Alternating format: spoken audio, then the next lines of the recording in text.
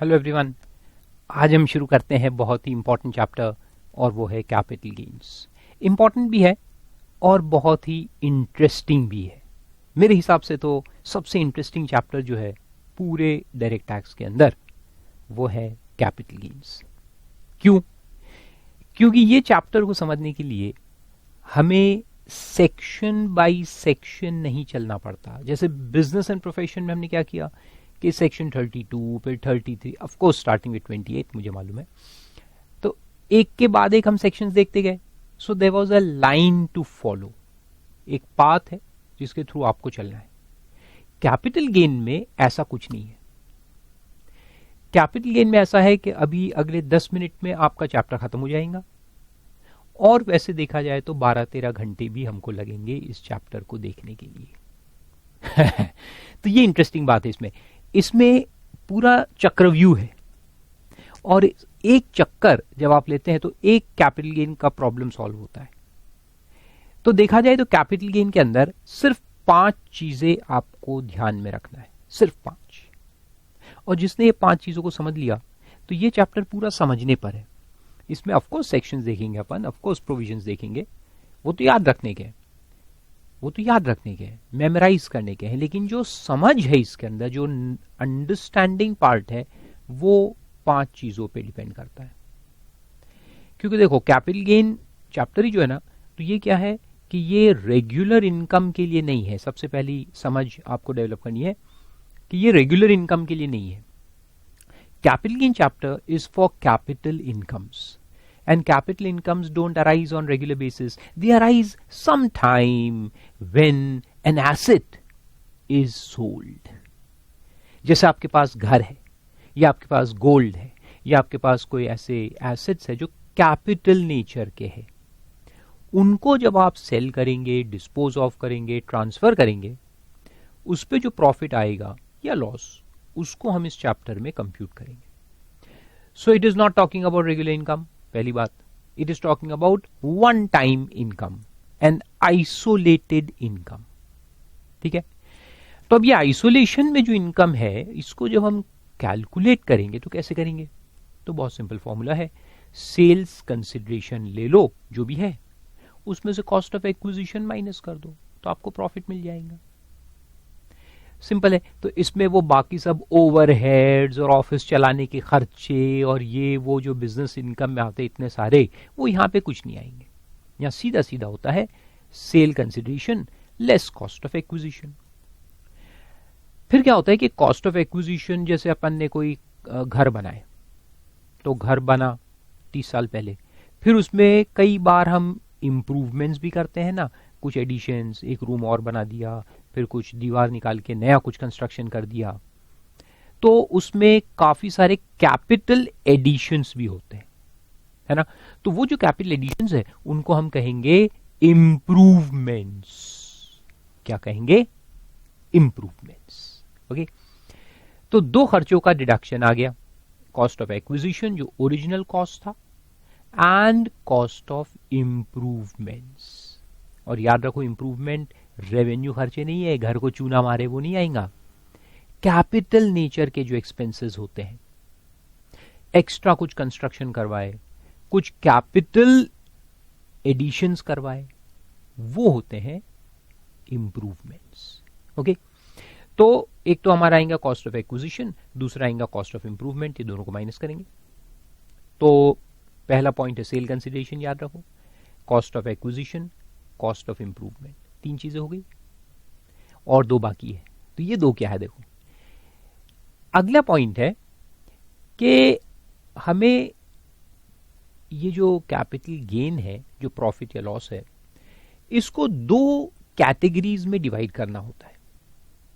ये 2 कैटेगरीज क्या है? शॉर्ट टर्म या लॉन्ग टर्म। क्योंकि दोनों के फॉर्मूला ऑफ कैलकुलेशन जो है उसमें थोड़ा सा डिफरेंस है। वो डिफरेंस कहाँ है और कैसे है और उसको कैलकुलेट कैसे करते हैं वो हम देखेंगे वक्त आने पर। बहुत ही इंटरेस्टिंग है, उसका लॉजिक भी बहुत इंटरेस्टिंग है। तो शॉर्ट टर्म है, लॉन्ग टर्म है, 2 कैटेगरी में हमको डिवाइड करना है। अब ये 2 कैटेगरी जो है ये डिपेंड करता है कि हमारे पास ये एसेट कितने समय तक था, कितने समय हमने उसको होल्ड किया। बेचने के पहले। तो इसको कहते हैं period of holding. Period of holding कहां से शुरू होगा? परचेज से लेकर के सेल तक, obviously.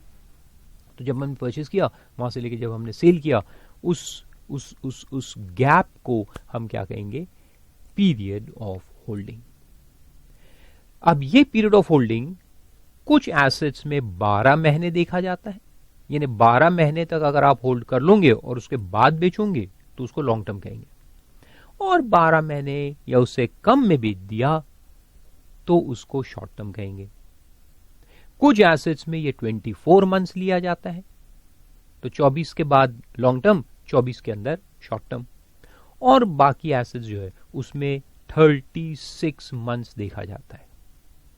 So there are few assets where you take 12 months. There are some assets where you see 24 months and the remaining assets 36 months. आया समझे? तो 3 कैटेगरीज बोले तो भी ठीक है, चलेगा। So there are 3 types of capital assets, and depending upon the period of holding of 12 months, 24 months or 36 months, they will be categorized as short term or long term. Okay? तो ये एक calculation करना पड़ता है। तो ये चौथा point हो गया। तो सबसे पहले पॉइंट यही करना पड़ता है। कोई भी एक केस दे दिया, जैसे देखो, बिना ये चैप्टर शुरू किए मैं आपको सब समझा देता हूं कि कैपिटल गेन कैसे कैलकुलेट होता है। बहुत ही सिंपल चैप्टर है, remember it's a very simple chapter. मैंने देखो एक बिल्डिंग खरीदा 2012 में और 2019 में उसको बेच दिया। जनवरी ऑफ 2019 मैंने उसको सेल कर दिया।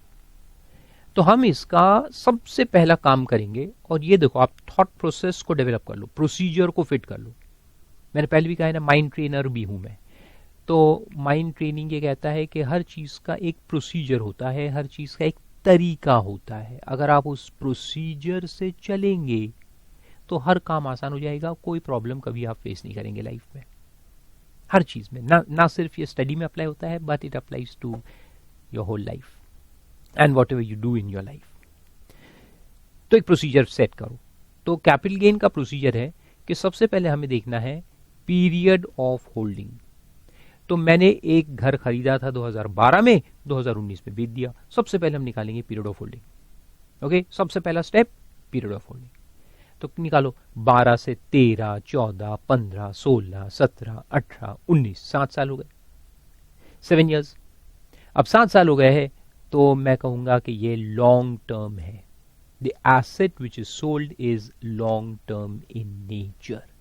ओके, उसका नेचर क्या है? Long term. Very good. अब लॉन्ग टर्म है तो ठीक है, लिख दो step 1 the asset is long term. फिर स्टेप 2 आता है। स्टेप 2 में हम निकालेंगे सेल कंसिडरेशन। तो पूछो मेरे से, पूछो सर कितने में बेचा आपने घर? अंदर की बात बता देता हूं, किसी और को बताना मत। इनकम टैक्स ऑफिसर को तो हरगिज नहीं बताना। मैंने घर बेचा है 7.8 करोड़ में। अरे बड़ा घर था थोड़ा सा, ठीक है, अब भूल जाओ ना, मैं कोई रईस आदमी नहीं हूं, गरीब हूं, लेकिन अंदर की बात 7.8 करोड़ में बेचा, अच्छी बात है।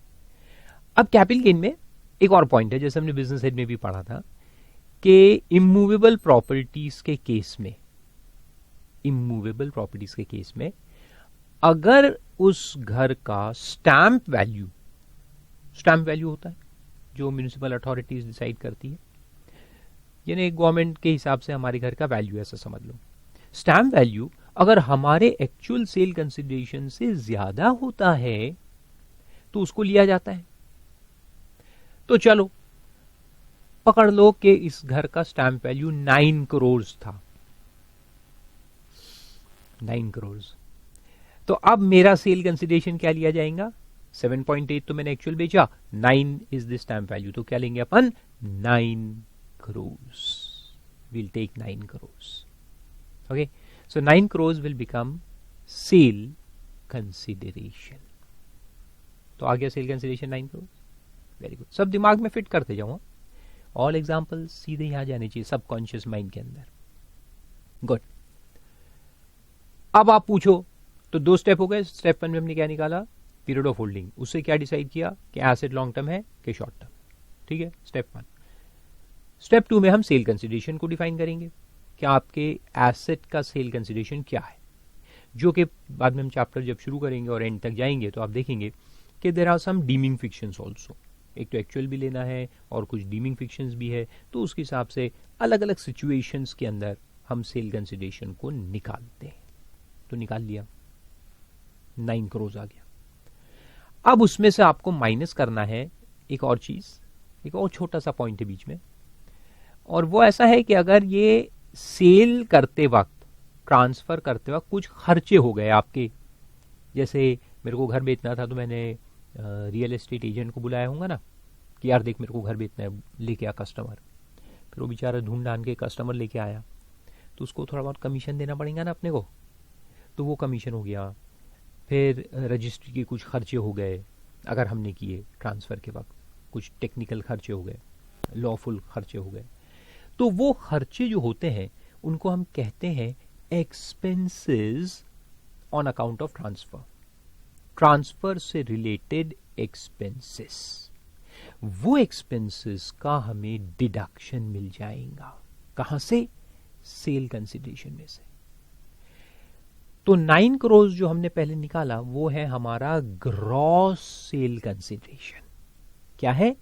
Gross sale consideration. उसमें से आपको माइनस करना है ये खर्चे, ट्रांसफर से रिलेटेड खर्चे। माइनस हो गए तो फिर हमको मिलेगा नेट सेल कंसिडरेशन। तो मान लो 50,000, 1 लाख, 2 लाख खर्चे हो गए थे, तो वो 9 करोड़ में से आप माइनस कर दो, फिर आपको मिलेगा नेट सेल कंसिडरेशन। बहुत अच्छी बात है। मान लो 50 लाख के खर्चे हो गए तो 8.5 लाख आ गया, 9 में से 50 लाख गए, 8.5 लाख क्या बचा? Net cell consideration. तो ये वो एक ही स्टेप, पहले आप ग्रॉस निकालिए फिर खर्चों को माइनस करिए तो आपको मिलेगा नेट सेल कंसिडरेशन। तो ये कौन सा स्टेप हुआ? Second step. पहला स्टेप पीरियड ऑफ होल्डिंग, दूसरा step sale consideration. Very good. तीसरे स्टेप में हमें माइनस करना है कॉस्ट ऑफ एक्विजिशन। अब वो जो पहले स्टेप में हमने एसेट को नेचर डिफाइन किया ना, एसेट का नेचर लॉन्ग, शॉर्ट, और अपने केस में तो लॉन्ग आ गया है, तो ये स्टेप 3 में एक डिफरेंस है। अगर एक एसेट शॉर्ट टर्म होता है, शॉर्ट टर्म में अगर हमने बेच दिया थोड़े समय में, 2-4 महीने में, शॉर्ट टर्म है, तो उसमें जो हमारा ओरिजिनल कॉस्ट ऑफ एक्विजिशन होता है प्लेन, मान लो कि ये जमीन यानी ये घर मैंने 3 करोड़ में 2012 में खरीदा था, तो वो 3 crore as it is minus हो जाएगा अगर ये शॉर्ट टर्म होगा तो मान लो कि मैंने 2018 में खरीदा और 2019 में बेच दिया, तो शॉर्ट टर्म होगा, तो तब मेरे को वो जो ओरिजिनल कॉस्ट ऑफ एक्विजिशन है उसका डिडक्शन मिल जाएगा। और अब समझने की बात, ध्यान दो, अगर एसेट लॉन्ग टर्म हो, if the asset is long term in nature, जैसे इस एग्जांपल में है, तो हम क्या करेंगे? हम उस प्लेन कॉस्ट ऑफ एक्विजिशन जो था उसको पहले इंडेक्स करेंगे। पूछो सर ये इंडेक्स क्या है? ये इंडेक्स क्या है? तो इंडेक्स वर्ड को भूल जाओ, हालांकि बाद में हम इंडेक्स वर्ड यूज करेंगे, लेकिन अभी उसको भूल जाओ। अभी मैं एक दूसरा वर्ड आपको देता हूं जो समझ में आ जाएगा। हम उसको इन्फ्लेट करेंगे, ओरिजिनल कॉस्ट ऑफ एक्विजिशन को इन्फ्लेट करेंगे।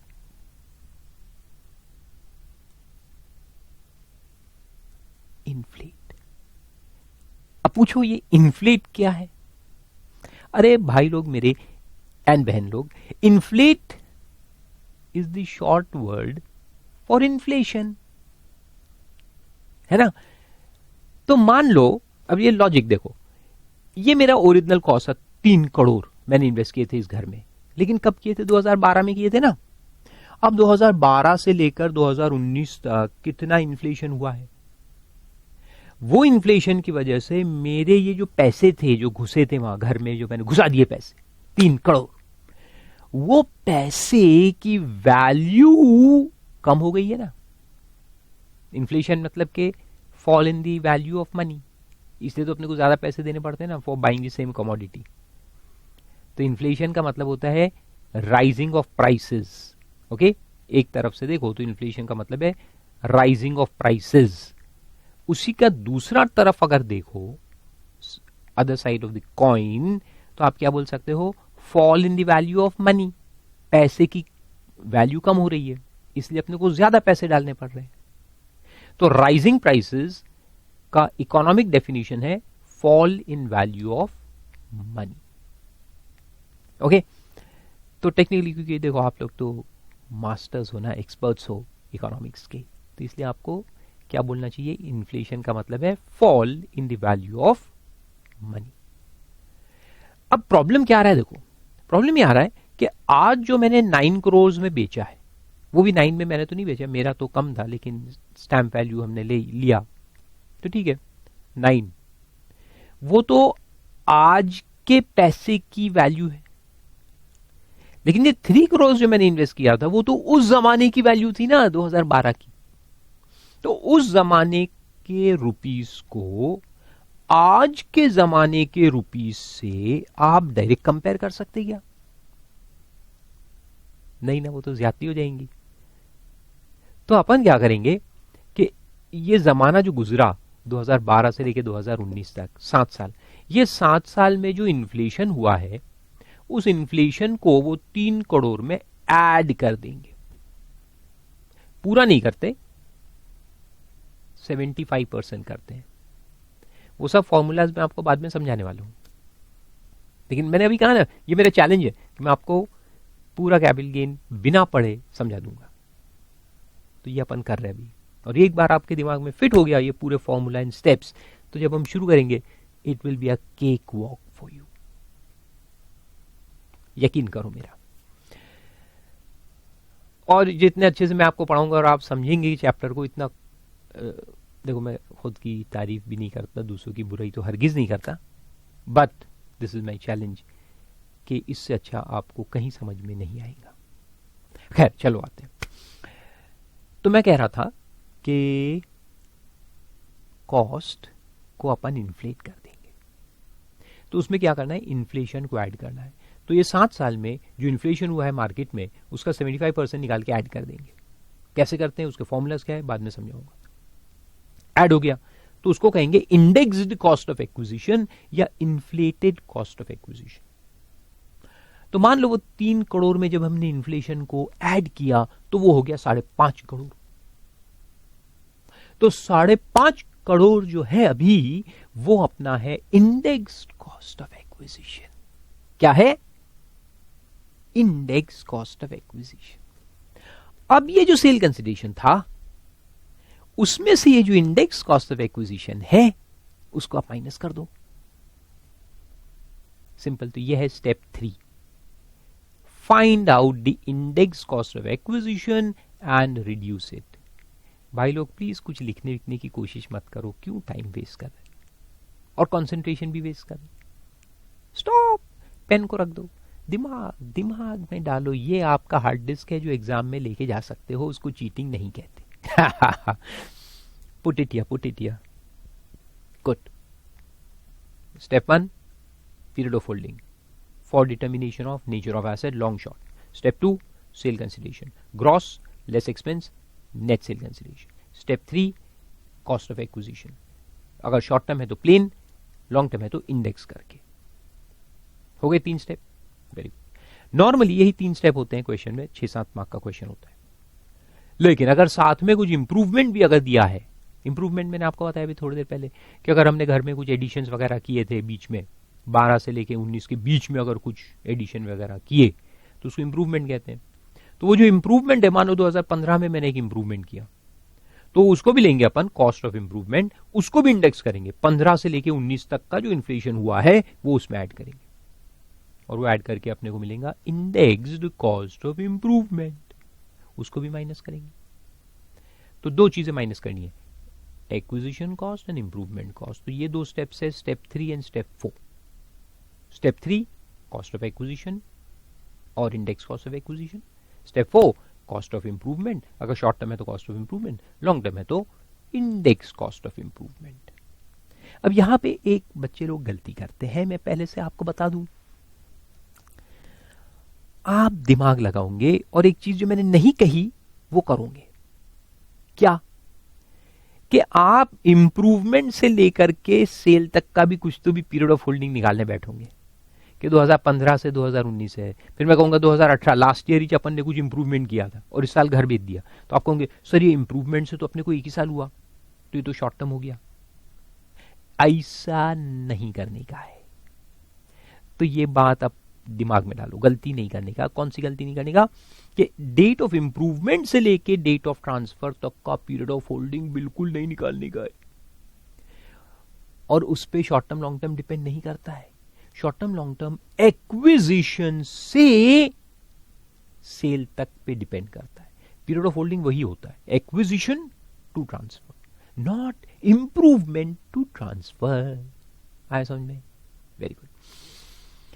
तो अगर एक्विजिशन से ट्रांसफर लॉन्ग टर्म हो गया है तो फिर इंप्रूवमेंट आप लगे तो 6 महीने पहले क्यों ना करो, 1 साल पहले क्यों ना करो, उसको भी हम इन्फ्लेट करेंगे, उसको इंडेक्सेशन देंगे। आया समझ में? Very good. तो 4 स्टेप, अब ये दोनों माइनस हो गए, सेल कंसिडरेशन स्टेप 2 में आ गया था, एक्विजिशन इंप्रूवमेंट माइनस हो गया, तो मिल गया आपको कैपिटल गेन या लॉस एज द केस में भी, long term short term as the case में भी। खत्म, चैप्टर फिनिश। कितने स्टेप में? 4 स्टेप। तो फिर आप कहोगे सर आपने पहले तो 5 कहा था। गुड, जिनके दिमाग में सवाल आए very good, means you are concentrating. तो 5वां स्टेप कौन सा है? 5वां जो स्टेप है ना, वो कैपिटल गेन निकलने के बाद एक आता है, एक स्टेप उसके बाद में आता है, और वो है एग्जेम्पशंस। इस चैप्टर के एंड में कुछ सेक्शंस है, सेक्शन 54 ऑनवर्ड्स, जिसके अंदर गवर्नमेंट ने, माई बाप ने हमें कुछ एग्जेम्पशंस दिए हैं डिपेंडिंग अपॉन सर्टन कंडीशंस, कि अगर हम वो कंडीशन सेटिस्फाई करें, लाइक कंडीशन में भी investing in some other asset, mostly that is the point that you have to invest in some other asset, तो इधर का गेन उस एसेट में इन्वेस्ट कर दोगे तो ये जो गेन है ये गवर्नमेंट आपका एग्जेम्प्ट कर देगा, यानी कि नॉन टैक्सेबल हो जाएगा। तो चलो इन्वेस्ट करते हैं। तो हमने एक घर तो बेचा, उसका कैपिटल गेन आ गया, let's go and buy a new house, another house. तो सेक्शन 54 गवर्नमेंट ने बनाया और उसमें लिख दिया कि अगर एक घर आपने बेचा, उसका कैपिटल गेन आया लॉन्ग टर्म, उसको आप दूसरे घर में अगर इन्वेस्ट कर दोगे एक टाइम के अंदर, जो हम बाद में पढ़ेंगे, तो इधर आपको एग्जेम्पशन दे दिया जाएगा। तो चलो अब इधर जो भी कैलकुलेशन में गेन आएगा सब माइनस करके, इंडेक्स करके माइनस होगा, उसको मैं जाके दूसरे घर में इन्वेस्ट कर देता हूं, एक नया घर खरीद लेता हूं या कंस्ट्रक्ट कर लेता हूं, तो फिर इधर मेरे को माइनस हो जाएगा। क्या? जितना अमाउंट मैंने यहां इन्वेस्ट किया उतना यहां लेस कर दिया जाएगा एज एग्जेम्पशन।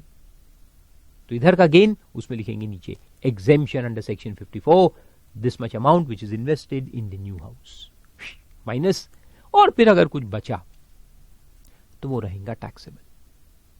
या मान लो आपने कोई नया घर खरीदा ही नहीं, तो फिर ये पूरा का पूरा कैपिटल गेन जो आया है वो हो जाएगा टैक्सेबल।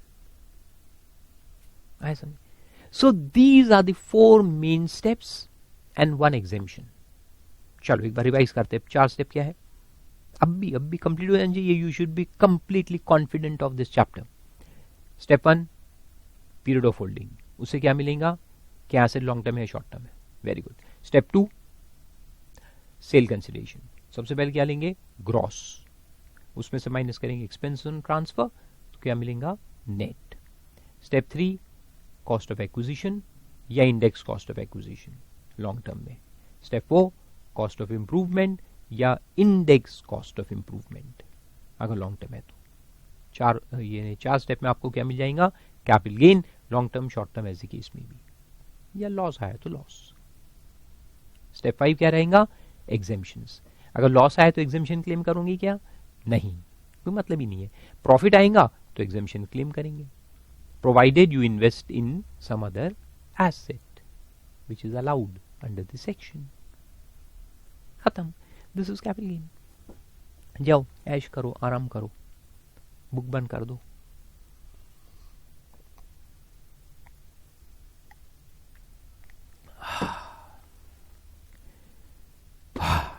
हो गया बंद? वेरी गुड, अब फिर से शुरू करो। तो ये चैप्टर ना मैं हर एक सेक्शन के बाद बंद करा दूंगा, फिर चालू करेंगे। तो ये चैप्टर A to Z नहीं है, ये पूरा ऐसा चक्रव्यूह है। तो ये 5 तत्व जो है, एलिमेंट्स, ये हर बार अपने को लगाने पड़ेंगे, और ये 5 तत्व जो है ये अलग अलग सेक्शंस में दिए हैं। ओके, तो हम बहुत सारे सेक्शंस एक साथ जब लगाते हैं तो ये प्रॉब्लम सॉल्व होता है। Got it? Very good. तो समझ में आया इसका बैकग्राउंड? Very good. तो लेट्स स्टार्ट। सबसे पहले अपन 2 डेफिनेशंस देखेंगे, क्योंकि देखो जो चार्जिंग सेक्शन है कैपिलगेन का, वो क्या कहता है? 45(1 इज द चार्जिंग सेक्शन।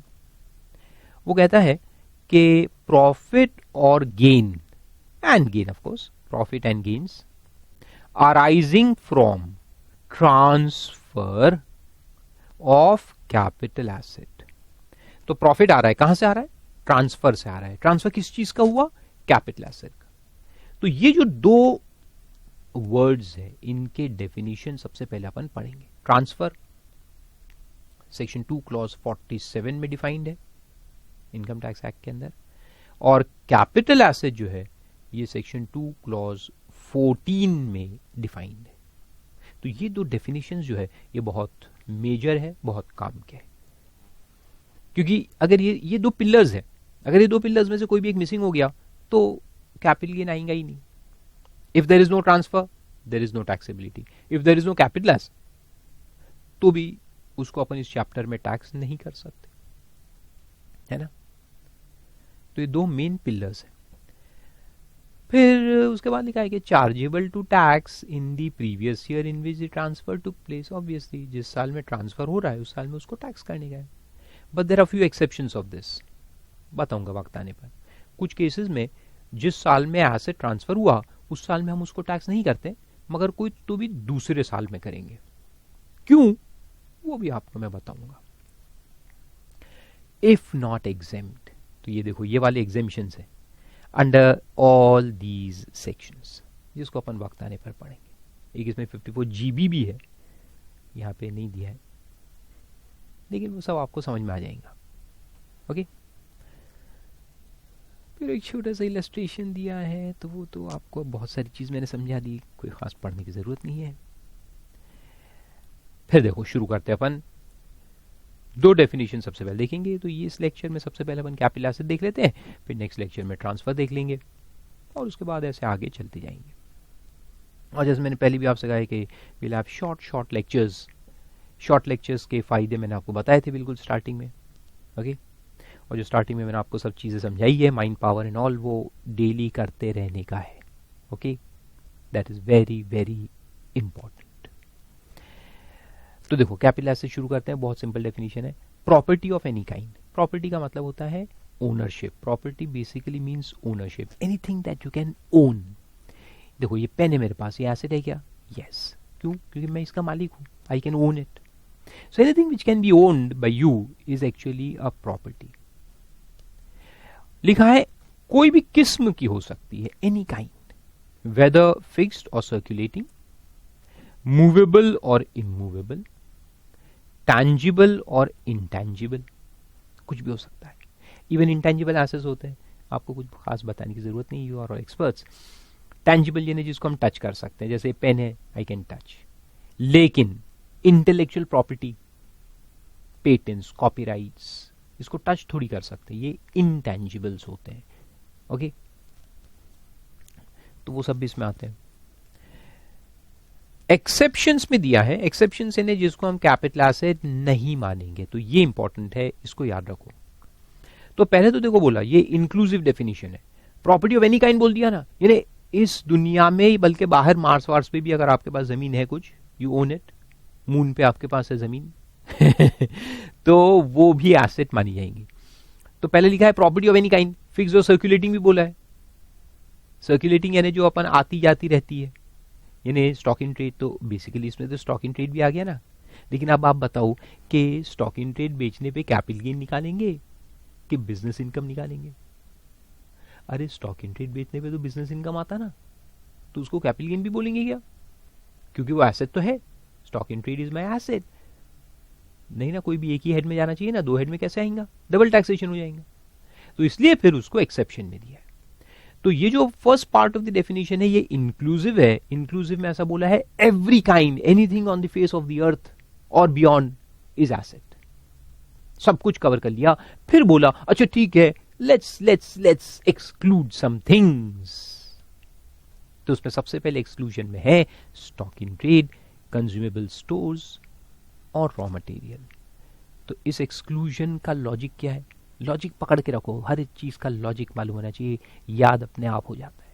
याद करने जाओगे तो ना तो याद होगा ना लॉजिक समझ में आएगा। तो रटने के पीछे कभी नहीं जाना, always understand. If you understand you always remember. Because this is chargeable under the head PGBP, simple logic. Stock in trade, consumable और रॉ मटेरियल अगर आप बेचोगे तो कहाँ टैक्स करना है उसको? बिजनेस हेड में, इसलिए उसको कैपिटल गेन में नहीं लेंगे, सिंपल।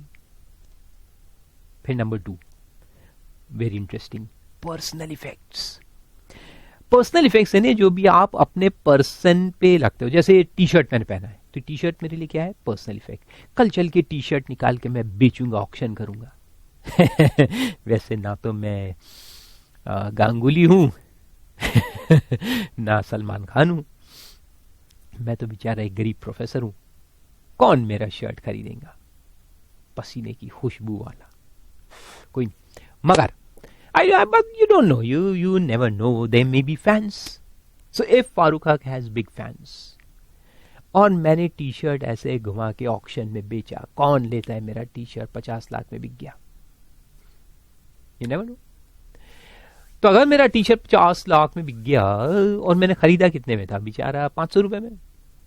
टी शर्ट 500 का खरीदा, 50 लाख में बेचा, तो क्या इसको टैक्स करेंगे मेरे हाथ में? तो आंसर है नो, नहीं नहीं। अच्छा, कोई दूसरे हेड में करेंगे। जैसे ये पहला जो पॉइंट इसको आपने बिजनेस हेड में किया ना, इसलिए कैपिटल गेन में नहीं किया।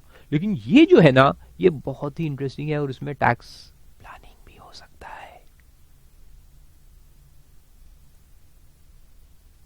पर्सनल इफेक्ट ये ऐसी चीज है जो कैपिटल गेन में तो टैक्स नहीं छूंगी, कोई भी दूसरे हेड में भी नहीं होगी, याद रखो।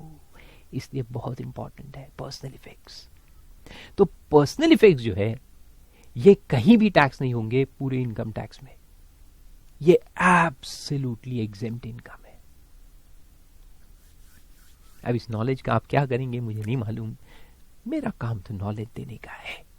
ओके, तो याद रहो, personal effects are not taxable anywhere in the income tax act.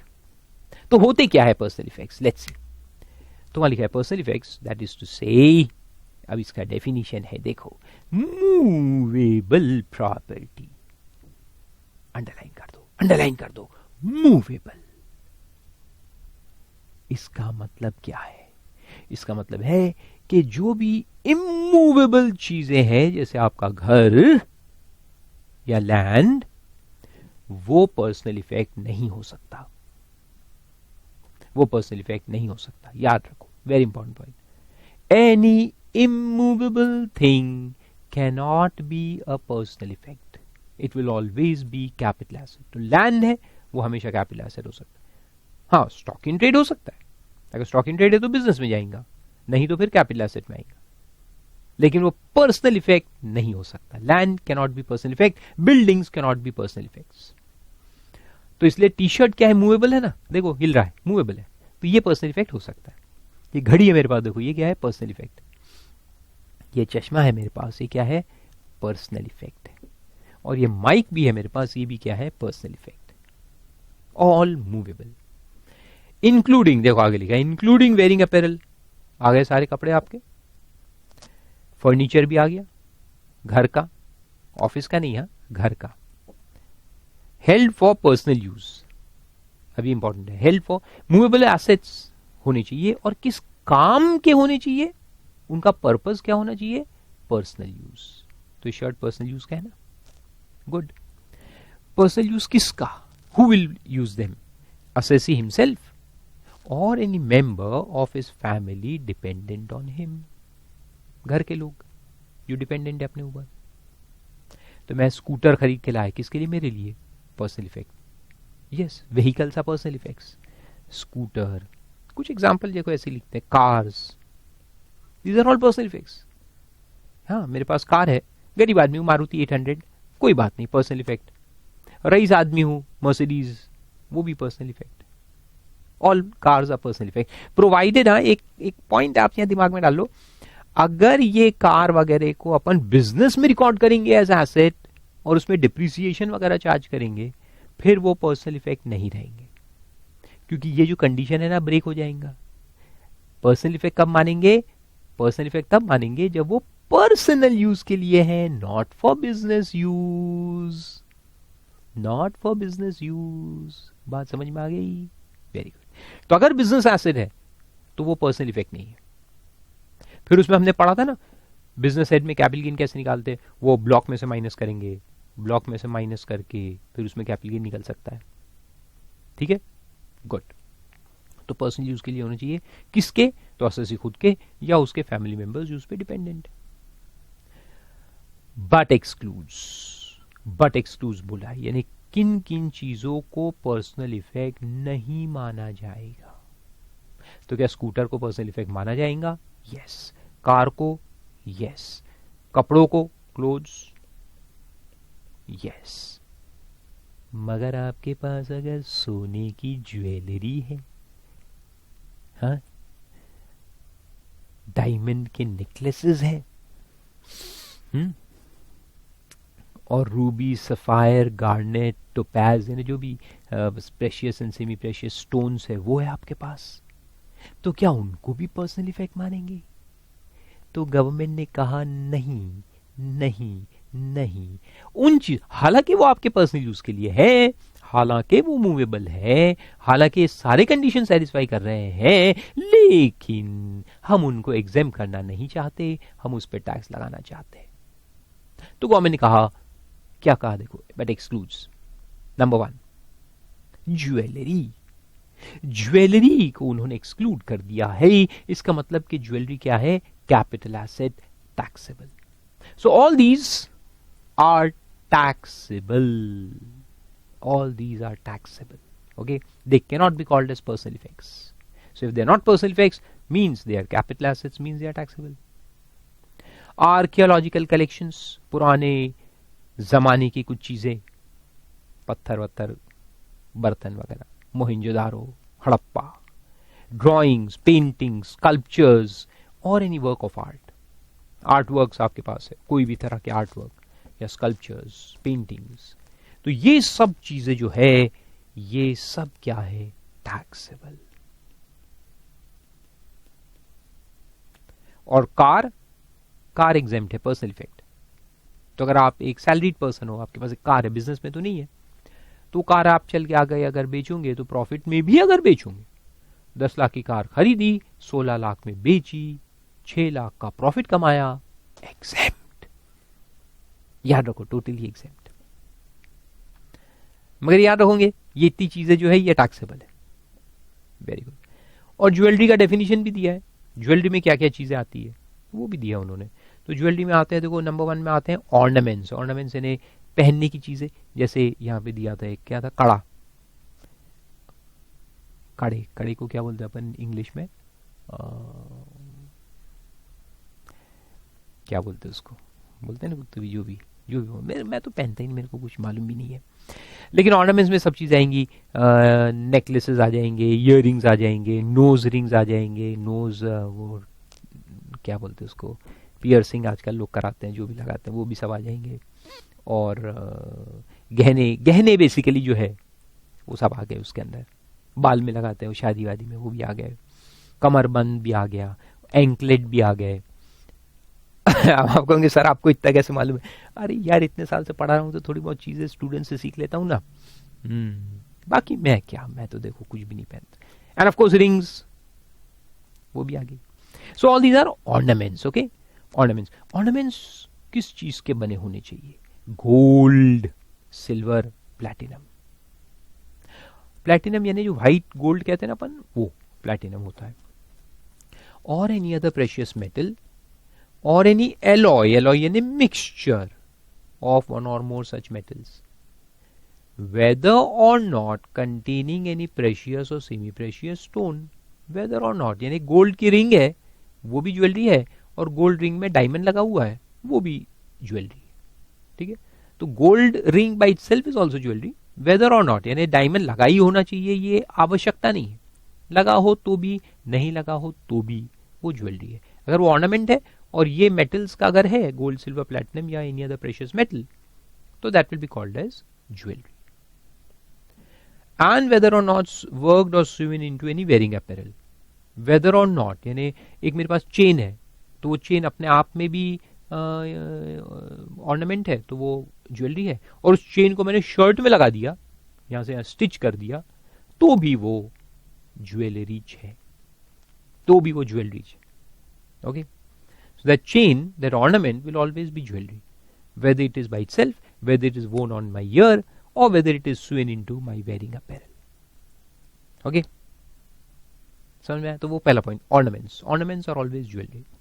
Ornaments अपने आप रखो या उसको कपड़ों में लगा दो, उसको बालों में लगा दो, उसको पैर में लगा दो, उसको पैंट में लगा दो, उसको मालूम नहीं कहां लगा दो, इट विल बी ज्वेलरी. अगर वो ऑर्नामेंट है तो वो ज्वेलरी है. पहली बात. दूसरी बात, प्रेशियस और सेमी प्रेशियस स्टोन्स. इमेजिन करो मेरे पास एक मखमल के कपड़े की थैली है. वो पुराने जमाने के आते थे लाल मखमल का कपड़ा, उसमें ऐसे खींचने का डोरी रहती थी. उसके अंदर मेरे पास 200 डायमंड्स है. भारी थैली है. इमेजिन करो. आवाज आ रहा है? छन छन छन आया. अरे पागल लोग, डायमंड का आवाज छन छन कैसे आएगा? छक छक ऐसा आएगा ना. हाँ, बराबर इमेजिन करो. ओके, सो जोक्स अपार्ट. तो मेरे पास क्या है? प्रेशियस स्टोन्स है. ये इमेजिनेशन जरूरी था. हमारे पास प्रेशियस स्टोन्स है, डायमंड्स है, 100 200 400 डायमंड्स बाय इटसेल्फ, कहीं लगे नहीं है, एज इट इज. तो उसको अपन ज्वेलरी मानेंगे क्या? यस, उसको ज्वेलरी मानेंगे. क्या लिखा है देखो, प्रेशियस और semi precious stones weather or not set in any furniture. तो मेरे पास डायमंड है. अब समझ लो कि ये डायमंड है.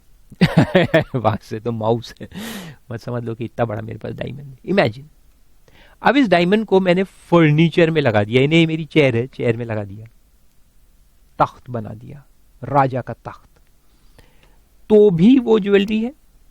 तो तख्त भी ज्वेलरी बन जाएगा. ओके, वो डायमंड हमेशा ज्वेलरी है. तख्त में लगा दिया तो भी ज्वेलरी है. और ऐसे के ऐसे मेरे पास है, वेदर और नॉट, यानी whether I fit it there or I don't fit it there. I have a diamond, that diamond by itself is jewellery if I set it into furniture or utensil में लगा दिया. बर्तन भांडे जो मेरे पास है steel के, उसमें मैंने डायमंड फिट कर दिए, तो वो भी क्या बन जाएंगे? Jewellery.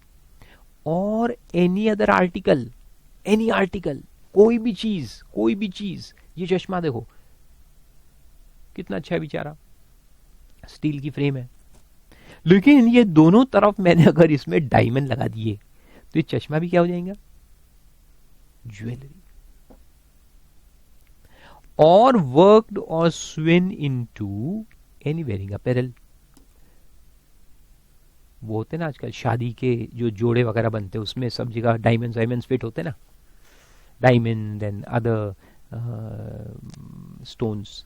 Swarovski, yes, Swarovski diamonds. तो वो सब क्या है? आप भी बनाओगे शादी के वक्त आपके, तो वो क्या हो जाएगा? ज्वेलरी. ओके, अब ये तो क्या क्या है मैंने बताया. अब एक दो चीजें देखो अपन डिस्कस करते, क्या चीज ज्वेलरी नहीं है. यह यूटेंसिल आया था ना, ये देखो यूटेंसिल है. आपने इमेजिन किया होगा, यूटेंसिल है, एक बर्तन है. अब समझ लो कि वही बर्तन है, वो चांदी का है. चांदी की एक प्लेट है आपके पास, जिसमें आप रोज सुबह उठ के खाना खाते हो. You use it for your personal purposes. तो चांदी की एक प्लेट है जिसमें आप रोज खाना खाते हो, बचपन से खा रहे हो. आप जब पैदा हुए तो मैंने गिफ्ट में दिया था आपको,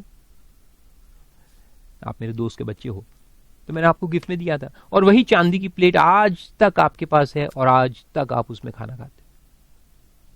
तो बताओ वो चांदी की प्लेट अगर कल आप बेच दोगे तो क्या उसको ज्वेलरी मानेंगे क्या? और ज्वेलरी मानेंगे तो टैक्स लगाना पड़ेगा, या उसको पर्सनल इफेक्ट मानेंगे और एग्जाम कर देंगे? बताओ, सोचो।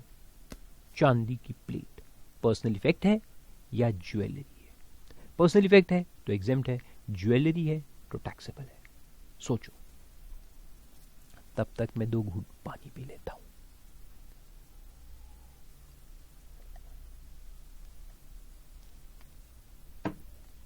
ओके, तो सोच लिया आप लोगों ने, कंक्लूजन पे आ गए। चलो बताओ, कितने लोगों ने सोचा कि चांदी की प्लेट पर्सनल इफेक्ट है? अपने हाथ ऊपर करो।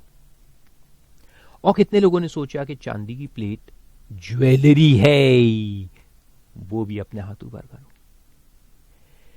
जिन लोगों ने यह सोचा कि चांदी की प्लेट ज्वेलरी है, वो सही नहीं है। वो गलत है। चांदी की प्लेट ज्वेलरी नहीं है। ये मैं नहीं कह रहा, ये अपने को यहां से इंटरप्रेट करना पड़ेगा। देखो, आप चांदी की प्लेट को कहां लोगे? यहां लोगे क्या? बी में लोगे, लेकिन बी में यूटेंसिल्स है, लेकिन ये यूटेंसिल्स कौन से है? जिसके अंदर स्टोन्स फिट किए गए हैं। लेकिन ये तो चांदी की प्लेट थी, मैंने तो कहा ही नहीं था कि उसमें स्टोन्स भी है, नहीं कहा था, सिर्फ चांदी की प्लेट।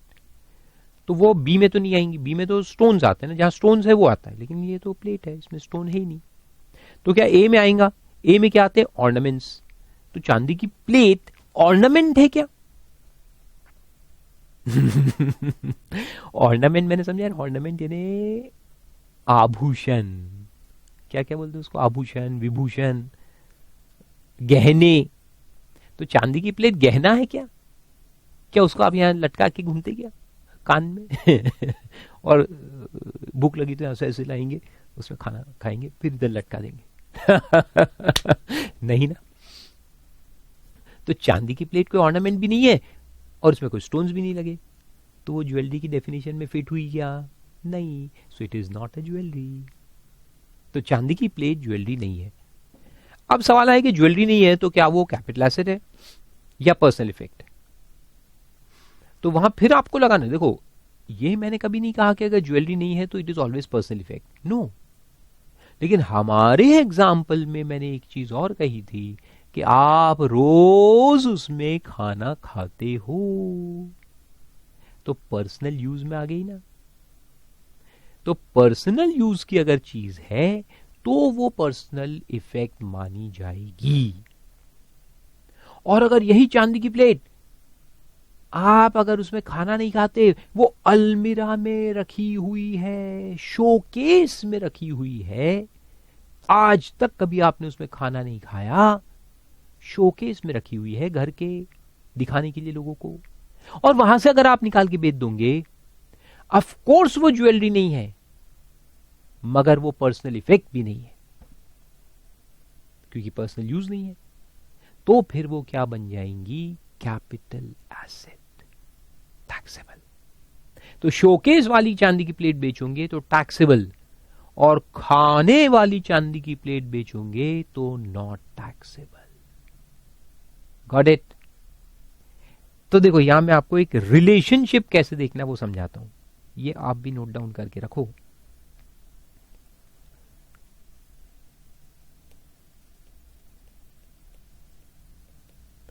एक मूवेबल एसेट है आपके पास, ओके? अब ये मूवेबल एसेट दो तरह के हो सकते हैं, हेल्ड फॉर पर्सनल यूज। अब वो आपको समझ आ जाएगा, पर्सनल यूज में दो लोग आते हैं, अपन खुद या अपने डिपेंडेंट्स, वो लिखने की जरूरत नहीं। या फिर not for personal use, personal use में है या पर्सनल यूज में नहीं है, दो बातें हैं, ओके? फॉर और नॉट। अगर फॉर है तो फिर इसको फर्दर कैटेगराइज करना पड़ेगा कि वो ज्वेलरी है क्या, does it fall in the definition of jewellery? अब देखो necklace, necklace obviously personal use का है ना, लेकिन वो ज्वेलरी है, So then it is not a personal effect, it will be taxable capital asset. तो अगर वो ज्वेलरी है then it is taxable capital asset. लेकिन अगर वो ज्वेलरी नहीं है, और सिर्फ ज्वेलरी नहीं, वो सारे जो आइटम्स हैं, painting, drawing, sculptures, work of art and jewellery also, N archaeological collection, तो वो जो लिस्ट है, ज्वेलरी एक्सेट्रा लिख देते अपन, अगर वो इस लिस्ट में आती है तो देन इट इज टैक्सेबल. लेकिन अगर इस लिस्ट में नहीं आती है और पर्सनल यूज के अंदर भी है तो then it is personal effect, not taxable.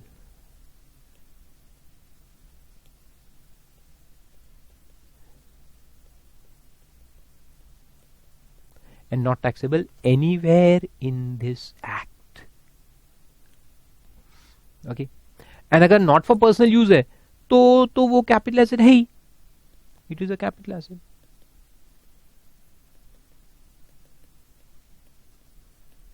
Then it is always taxable.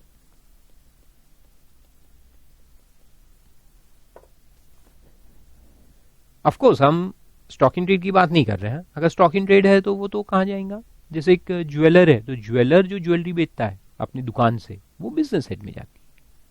ये हम उसके पास जो है एज अ कैपिटल एसेट उसकी बात कर रहे हैं. तो इसको नोट डाउन कर लो. This is how you think. हाँ, ये चार्ट्स जो रहते हैं ना, ये सोचने का प्रोसीजर होता है कि सबसे पहले आप सोचोगे वो कैपिटल एसेट है क्या, यानी मूवेबल है क्या, हो तो फिर सोचोगे पर्सनल यूज में है कि नॉन पर्सनल यूज में. अगर पर्सनल यूज है फिर सोचो कि यार वो ज्वेलरी की डेफिनेशन में आती है क्या. अगर आती है तो then it is taxable as capital asset. नहीं तो और पर्सनल यूज भी है तो then it is personal effect and not taxable.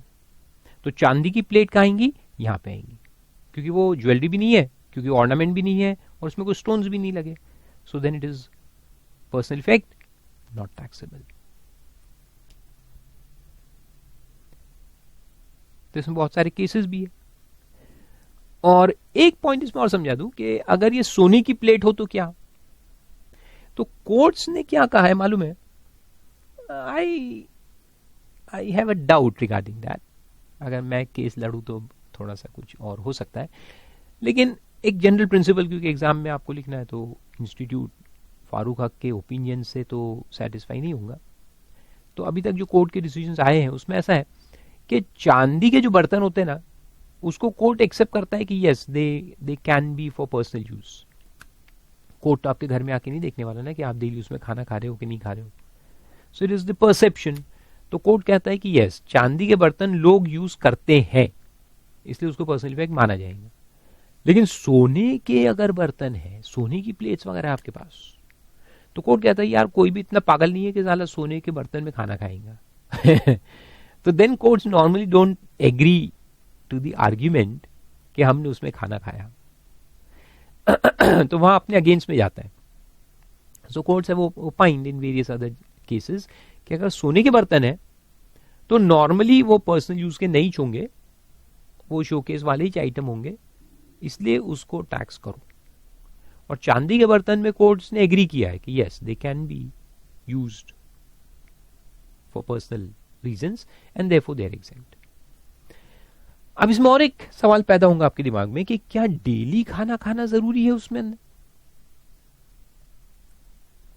What if कि अपन सिर्फ कुछ ओकेजन्स पे उसको यूज करते हैं, जैसे बर्थडेज, शादी वगैरह घर में है, बर्थडेज है बड़े लोगों के, बच्चों के, तो या और कोई ऐसे ओकेजन है, स्पेशल ओकेजन्स इन फैमिली, और हम सिर्फ उन स्पेशल ओकेजन्स पे इसको यूज करते हैं, तो फिर उसको पर्सनल यूज मानेंगे कि नॉन पर्सनल यूज मानेंगे.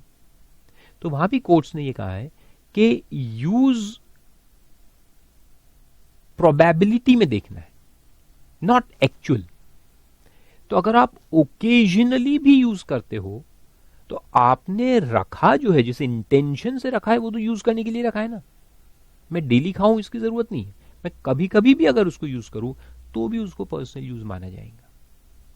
एक तो रानी का केस है, पुरानी कोई रानी थी राजस्थान की कोई, तो शादी का जो कपड़े होते हैं ना, शादी के जोड़े जो होते हैं, अब उसको कोई इंसान बार बार यूज करता है क्या, नहीं. बहुत सारे केसेस में तो बस शादी पे पहना और उसके बाद जो रखते उसको अंदर के कभी निकालते ही नहीं। सोचेंगे बच्चे की शादी पे पहनेंगे, बच्चे की शादी पे और नए कपड़े बन जाते, वो वैसे के वैसा रहता है। और वो सेंटिमेंटल भी होता है, उसको कोई ना तो बेचता है ना कुछ करता है, वो अपने साथ कवर में जाता है। खैर कवर में भी नहीं जाता, वो पड़ा रहता है, बाद में कहीं तो भी गॉड नोस के कहाँ जाता है। लड़कियां अजीब रहती है, लड़कों को तो क्या है भाई, शेरवानी पहनी या जो भी जैकेट पहना वही बाद में ऑफिस भी पहन के जाते लड़के बड़े समझदार होते, शादी का सूट पहना है तो क्या शायद सिर्फ शादी में पहनेंगे क्या, नहीं बाद में भी पहनते, ऑफिस भी जाएंगे, सेक्रेटरी के साथ भी उसी सूट में घूमेंगे लेकिन लड़कियां जो है ना बड़ी सेंटिमेंटल होती है, नहीं मेरे शादी के कपड़े हैं, उसको एक अलमीरा में ऐसे रखेंगे कि बरसों तक वहीं रहेंगे, बुढ़े भी हो जाते, दादी वादी बन के भी हम ये मेरे शादी का जोड़ा था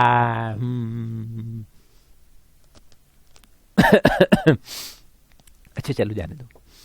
तो समझ में आ रहा ना आपको, मेरे सब एग्जाम्पल के आपको बाद में याद आएंगे। Good, got it. तो चलो वापस आओ। तो इस तरह से डेफिनेशन को याद रखना है। चलो और एक एग्जांपल दे दूं। तो चांदी के बर्तन का तो दिया, now let's talk about this specs. अब मैंने आपको कहा कि ये इसकी जो ये डंडियां है ये स्टील की है, थोड़ी देर पहले कहा था, झूठ बोला था, एक्चुअली ये सोने की है, प्योर गोल्ड है।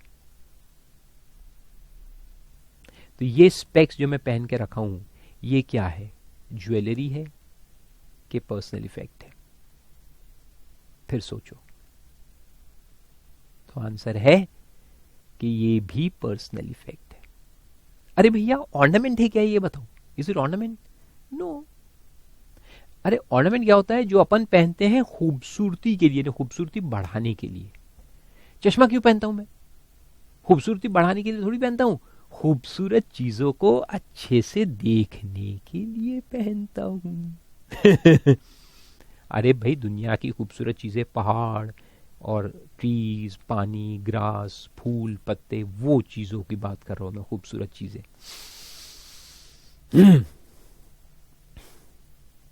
मालूम नहीं क्या क्या सोचते हो आप लोग, समझ में आ रहा है?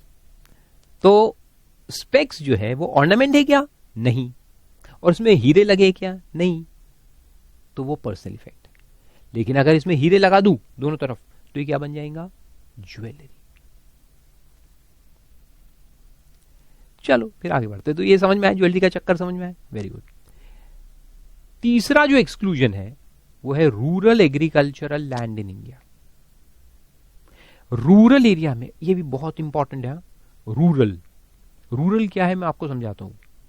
एग्रीकल्चरल लैंड होना चाहिए, not factory land, agricultural land जिसपे खेती होती है। तो वो उसका रजिस्ट्रेशन होता है ना, लैंड के जो रजिस्ट्रेशन पेपर्स होते हैं ना, उससे आपको समझ में आएगा कि अगर वो कौन से, उसको ग्रीन बेल्ट और ऐसे बोलते हैं, तो वो ग्रीन बेल्ट रजिस्ट्रेशन है, यानी वो एग्रीकल्चरल लैंड। ठीक है, तो उसमें क्या बोला देखो कि अगर आपके पास एक एग्रीकल्चरल लैंड है, खेत है, और वो भी कहाँ है? रूरल एरिया में है, उसको अगर आप बेचोगे उस पर प्रॉफिट भी आएगा, पूरी तरह से एग्जेम्प्ट होगा, फुल्ली एग्जेम्प्ट। इंटरेस्टिंग है ना? तो लोग इसमें बहुत सारा टैक्स प्लानिंग करते हैं।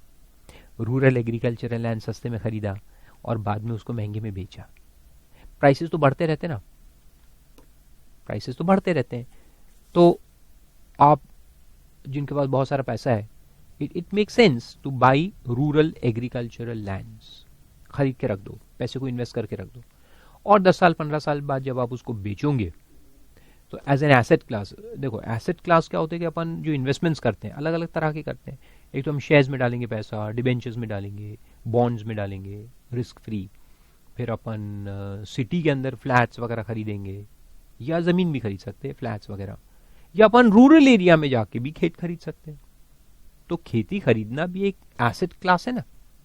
उसका फायदा क्या है? देखो अगर आप सिटी में एक फ्लैट खरीदते हो, वो अगर 50% भी रिटर्न देके गया आपको 5 साल में या 6 साल में, 60% 70% रिटर्न देके गया, उसमें टैक्स लग जाएगा ना, long term capital gain tax लग जाएगा वही अगर आप रूरल में खरीदोगे और उसमें भी अगर आपको इतना ही इनकम आ रहा है, 60% रिटर्न अगर वो भी दे रहा है, मगर वो एग्जेम्प्ट है, so there is no tax. So tax and no tax becomes a deciding factor of where to invest your money. आ रहा है समझ? तो ये उसमें एक बहुत इंपॉर्टेंट एस्पेक्ट है. रूरल एग्रीकल्चरल लैंड एसेट नहीं है तो वो टैक्सेबिलिटी से बाहर. तो यहां भी लिख दो not taxable anywhere in the act. अब वही बोला कि रूरल यानी क्या, तो बहुत सिंपल है. तो उसमें बोला it means land outside the following. तो आउटसाइड द फॉलोइंग यानी ए और बी जो है ना ये अर्बन कहलाते हैं. These are called as urban lands. इसके बाहर जो है वो रूरल है. ये अपन पहले भी कभी तो भी पढ़ चुके हैं कि नहीं पढ़े मालूम नहीं मुझे, तो चलो देख लेते हैं. तो व्हाट इज अर्बन? तो अर्बन में बोला है area comprised within the jurisdiction of a municipality or cantonment board and which has a population of 10,000 or मोर. यानी आप जिस गांव में रहते हो शहर तो मैं यूज नहीं करता क्योंकि शहर ऑब्वियसली अर्बन है, लेकिन कोई गांव में आप रहते हो जिसमें म्युनिसिपैलिटी है या कैंटोनमेंट बोर्ड है और उसका एरिया है, एरिया होता है ना उसका, वहां की population as per the latest census जो भी अप्रूव हो गया है, गवर्नमेंट ने उसको एग्री कर लिया है, वो अगर 10,000 या उससे ज्यादा है, 10,000 या उससे ज्यादा है, तो फिर उस एरिया को, उस कैंटोनमेंट बोर्ड या उस म्युनिसिपैलिटी में जो जमीन है उसको क्या बोलेंगे अपन? अर्बन. ओके. और उसके आजू बाजू की जो जगह है कहां तक, तो ये देखो नीचे दिया है सेकेंड पॉइंट में. अगर पॉपुलेशन 10,000 से 1 लाख तक की है तो अपन 2 किलोमीटर आगे का देखेंगे. इसका डायग्राम भी दिया है आपके बुक में, बताता हूं अभी आपको.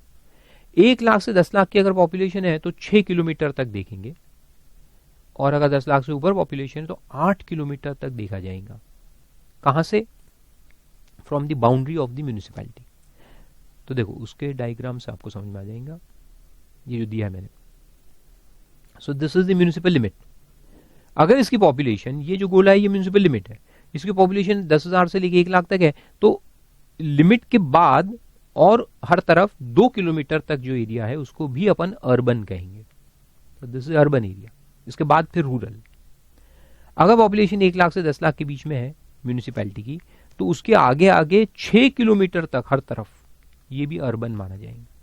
और अगर पॉपुलेशन 10 लाख से ऊपर है तो 8 किलोमीटर तक का जो एरिया है एरियल, ये अर्बन में आएगा. और इसके बाहर जो है वो रूरल गिना जाएगा. ऐसा बहुत सिंपल है. और पॉपुलेशन कैसे देखना वो भी दिया है कि प्रीवियस ईयर जैसे है अपना, तो उसके पहले जो सेंसस डिक्लेयर हो गया है, गवर्नमेंट ने उसको एक्सेप्ट कर लिया है उसके रिजल्ट्स को, तो वो सेंसस लिया जाएगा. हर 10-10 साल में हमारे यहाँ सेंसस होता है. फिर उसके बाद कुछ एक्सक्लूजन्स है. 6.5% गोल्ड बॉन्ड्स 1977 ये सब खत्म हो चुके हैं. ये पूरा पॉइंट ही जो है ना खत्म हो चुका है. तो थियोरेटिकली याद रखना है तो रखो, प्रैक्टिकली कोई मतलब नहीं. देन स्पेशल बैरर बॉन्ड्स भी खत्म हो गए हैं.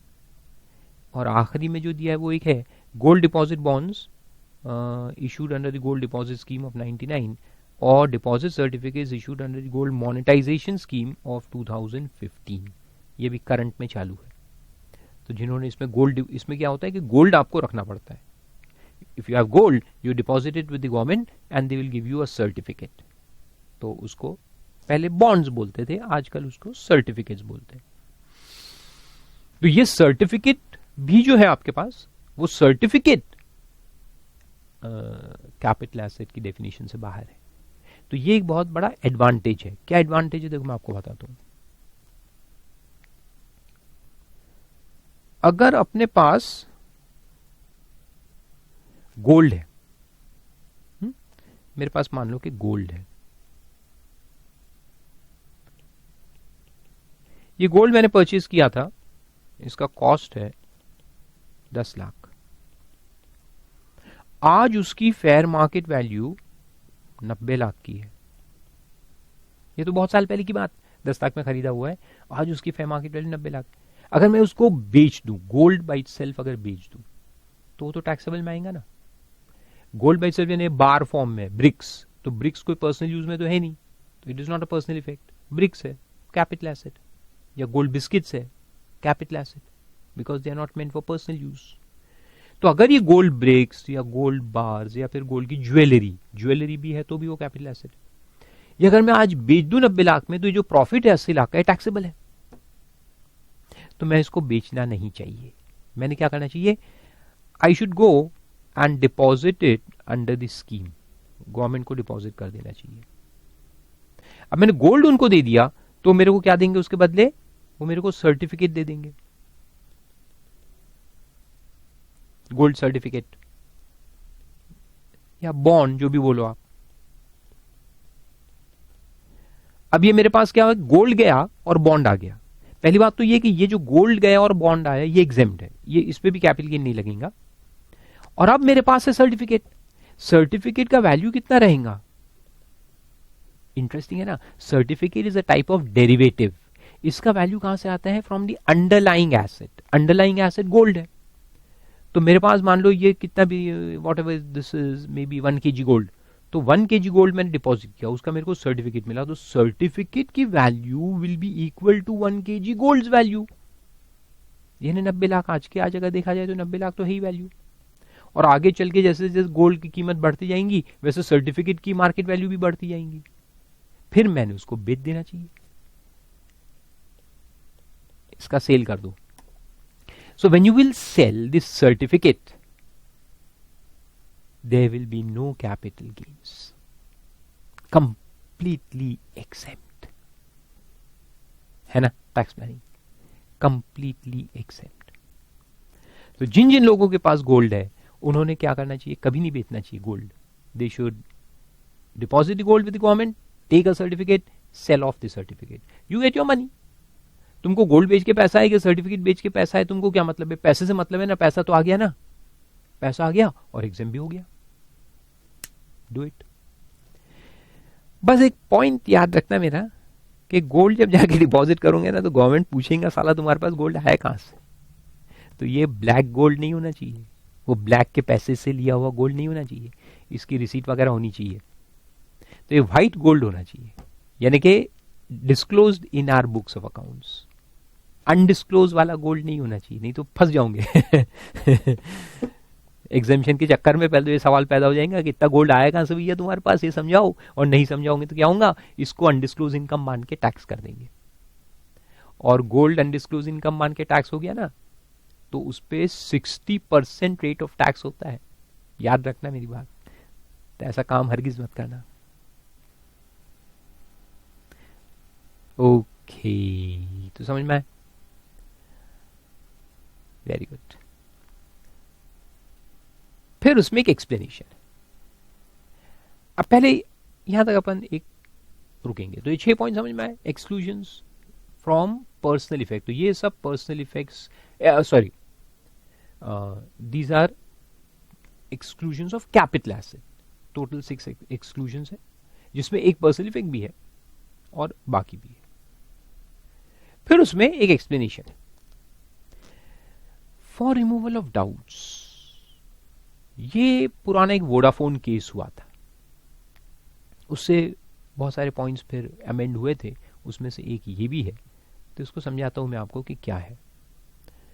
कहता है कि for removal of doubts it is here bye clarified that property word use हुआ है ना, capital asset means property of any kind, includes and shall be deemed to have always included any rights in or in relation to an Indian company, including rights of management or control or any other rights whatsoever.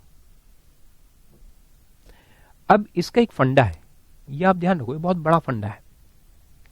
क्या है कि एक asset, जैसे building है, छोटे छोटे example से पहले मैं शुरू करता हूं। एक बिल्डिंग है, तो बिल्डिंग अपने आप में एक एसेट है, प्रॉपर्टी है, वेरी गुड। अब मान लो कि आपके पास एक बिल्डिंग है और मैंने एक एग्रीमेंट किया आपसे, एग्रीमेंट टू परचेज, तो आपके लिए एग्रीमेंट टू सेल हो गया।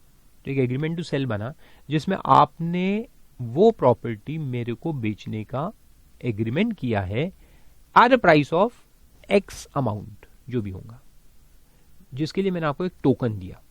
मान लो कि हमारी डील 100 करोड़ की हुई है, मैंने आपको एक टोकन दिया 5 करोड़ का और ये एग्रीमेंट बना लिया.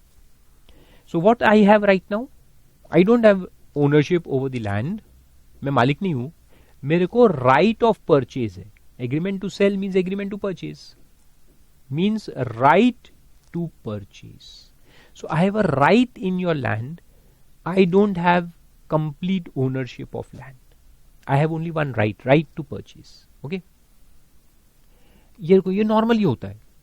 फिर क्या हुआ कि मेरे को एक कस्टमर मिला, मैंने उसको बोला यार तू मैंने आपसे देखो 100 करोड़ का एग्रीमेंट बनाया, मैंने उसको जाकर बोला कि 150 करोड़ में एक लैंड ले लेना है क्या, बहुत बड़ी लैंड है, 150 करोड़ में है, प्राइम जगह में है, सिटी के बिल्कुल सेंटर में, इतनी प्रॉपर्टी आप बना सकते हो, उस पर 50,000 फ्लैट बना सकते हो. उसको जम गई मेरी बात, भावताऊ हुआ, अल्टीमेटली वो 130 में माना. तो मैंने उसको कहा कि चल मेरे पास एग्रीमेंट टू परचेज है, ये ट्रांसफर किया तेरे नाम से, अब तू मेरे को दे दे डिफरेंस और बाकी पैसे उसको देते रहना जो ओरिजिनल सेलर था और उससे खरीद लेना. तो देखो मैंने आपको कितना टोकन दिया था, 5, तो मैं उससे 5 तो लूंगा ही, प्लस 30 का जो प्रॉफिट है, क्योंकि अपना वादा डील 100 का हुआ है, उसको मैंने 130 में बेचा ना, तो मैं 30 जो एक्स्ट्रा है वो उससे ले लूंगा, 5 जो मैंने आपको ऑलरेडी दे दिया है वो उससे ले लूंगा. So I will take consideration of 35 and give him this papers. और फिर उसको कहूंगा कि उसको बैलेंस 95 देने का है, तुम उसको 95 दे देना और जमीन ले लेना. तो सवाल ये पैदा हुआ कि ये 35 जो मैंने कमाए, यानी इनकम तो 30 की है, वो 30 मेरे हाथ में टैक्सेबल होगा क्या, मैंने कौन सा एसेट बेचा है. सवाल ये पैदा हुआ ना, मैंने कोई एसेट बेचा क्या, what is the capital asset I sold, I didn't sell anything, I didn't own the land, मेरे पास वो लैंड, मैं लैंड का मालिक ही नहीं था, तो मैं बेचूंगा कैसे. तो सवाल ये पैदा हुआ कि मैंने कौन सा कैपिटल एसेट बेचा. तो कोर्ट्स का कहना है इन मेनी केसेस कि right in the asset is also a capital asset. बहुत इंटरेस्टिंग चीज है ये. फुल ओनरशिप अगर है कोई चीज का तो वो तो कैपिटल एसेट है ही. If you have full ownership of land, title and rights of possession, occupation सब है, तो वो तो है ही. उसके अलावा अगर किसी इंसान के पास सिर्फ एक राइट है कोई कैपिटल एसेट के अंदर और वो राइट को बेचता है, तो वो राइट भी अपने आप में एक कैपिटल एसेट होता है और वो टैक्सेबल होगा, because right is also a capital asset, so hence it is taxable. समझ में आई बात. तो right to purchase is a capital asset. और एक देखो लीज राइट्स, आपकी प्रॉपर्टी आपने मेरे को 50 साल के लीज पे दिया है, 10 साल तो मैंने यूज किया, आगे 40 साल अभी बाकी है, लेकिन मेरे को काम नहीं है, तो बाकी 40 साल का जो लीज है वो मैं किसी को बेच सकता हूं. तो मैं जमीन बेच रहा हूं क्या, नहीं, मैं राइट ऑफ ऑक्यूपेशन बेच रहा हूं for the remaining 40 years, right of occupation. तो वो भी एक कैपिटल एसेट. समझ में आ रहा है. तो ऐसे बहुत सारी चीजें होती है जहां राइट जो है, राइट इन एन एसेट, तो वो राइट भी अपने आप में एक कैपिटल एसेट माना जाता है. टेनेंसी राइट्स, लीज राइट्स, ये सब उसमें आते हैं. राइट टू परचेज, ये सब उसमें आते हैं. सिमिलरली ये एक्सप्लेनेशन गवर्नमेंट ने ऐड किया. क्यों किया देखो मैं आपको समझाता हूं. इसमें क्या होता है कि ये एक फॉरेन कंपनी है, ये उसका बैलेंस शीट है फॉरेन कंपनी का, जिसमें एसेट्स हैं और यहां पे उसके शेयर्स भी है. ठीक है, एक्स अमाउंट के शेयर्स है और यहां उसके बहुत सारे एसेट्स हैं. ओके. अब ये शेयर होल्डर जो होता है जिसके पास ये शेयर्स है, वो एक नॉन रेसिडेंट पर्सन है. He is a non resident person. वो अपने शेयर्स बेचता है, ही सेल्स द शेयर्स,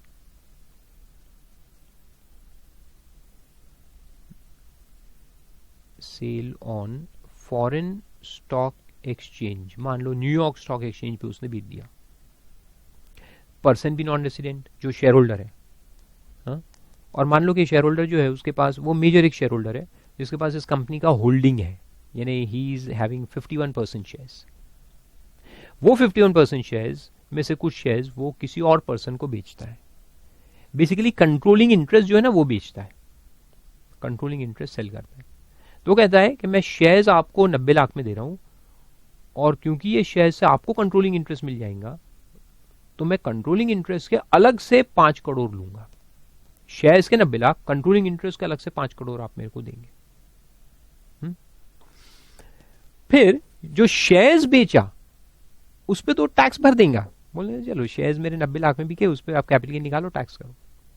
अच्छा, उसका भी थोड़ा सा बैकग्राउंड दे दूं, थोड़ा और अपन बैकग्राउंड में चलते। खैर, ये नॉन रेसिडेंट पर्सन है, फॉरेन एक्सचेंज में बेच रहा है, प्रॉफिट कमाया उसने। तो मान लो कि शेयर्स उसने बेचा 90 लाख में, एंड इंटरेस्ट जो है कंट्रोलिंग इंटरेस्ट, CI लिखता हूं मैं, कंट्रोलिंग इंटरेस्ट, वो उसने 5 करोड़ में बेचा, because the other person will now have control over the company, so basically he becomes the owner of the company ना। तो जैसे मेरे पास 51 थे, किसी और के पास 49 थे, मैं और बिल गेट्स 2 लोग थे यहाँ, मेरे पास 51 थे, बिल गेट्स के पास 49। अब मैंने कुछ शेयर्स, मेरे 5% शेयर्स उसको बेचे, उससे क्या होगा कि he will now have controlling interest over the company. तो मैंने वो 5% शेयर्स जो बेचे वो 90 लाख में बेचे, लेकिन जो कंट्रोलिंग इंटरेस्ट साथ में गया उसके मैंने अलग से 5 करोड़ ले लिए। मामला समझ में आ रहा है? Very good. अब फारूक हक भी मान लो आपके नॉन रेसिडेंट है, फारूक हक नॉन रेसिडेंट, मैं यूएस में रहता हूं। इंडियन गवर्नमेंट ने कहा कि फारूक आपको इंडिया में टैक्स भरना पड़ेगा। हाँ मैंने कहा यार ये कंपनी यूएस की है, फॉरेन कंपनी, देखो यूएसए की कंपनी है, यूएसए के स्टॉक एक्सचेंज में मैंने उसको बेचा है, तो मेरा एक्रूअल कहां हो रहा है? यूएस में। Realisation of funds US, income accruing outside India, received outside India, और मैं खुद non resident. How can you tax that income in India? पागल हो क्या तुम लोग? तो गवर्नमेंट ने कहा रुको रुको रुको, ये कंपनी के शेयर्स है और ये कंपनी के एसेट्स है। कंपनी के एसेट्स की वैल्यू की वजह से शेयर्स की वैल्यू आ रही है, और ये जो एसेट्स है इसके 90% ऑफ एसेट्स जो है are in India. Company foreign की है लेकिन उसके जो एसेट्स है ना वो इंडिया में। समझ में आ रहा है? इसके एसेट्स इंडिया में। तो गवर्नमेंट ने सेक्शन 9 में लिखा, section 9, incomes deemed to accrue or arise in India, okay, उसमें उन्होंने लिखा, और ये इंटरनेशनल टैक्स में हमारा चैप्टर आएगा ना, उसमें अपन पढ़ेंगे ये।